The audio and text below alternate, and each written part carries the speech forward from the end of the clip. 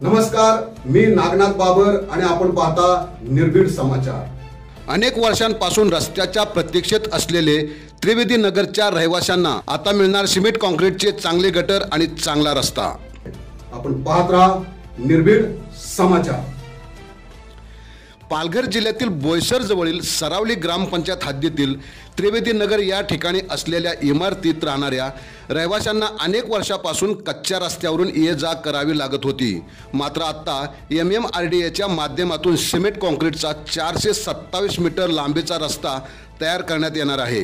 त्यामुळे कच्च्या रस्त्यापासून रहिवाशांना मुक्ती मिळणार आहे। 2 जुलै बुधवारी या रस्त्याच्या कामाचे उद्घाटन सरपंच आणि सदस्यांच्या हस्ते नारळ फोडून करण्यात आले।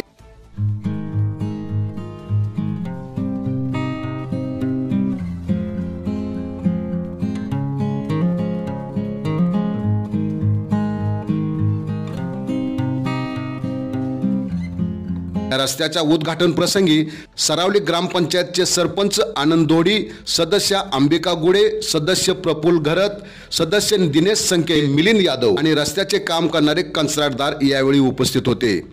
या अगोदर मागील काही महिन्यापूर्वी महादेव मंदिर समोरील 90 मीटरचा रस्ता ग्रामपंचायतच्या ग्रामनिधीतून तयार करण्यात आलेला आहे।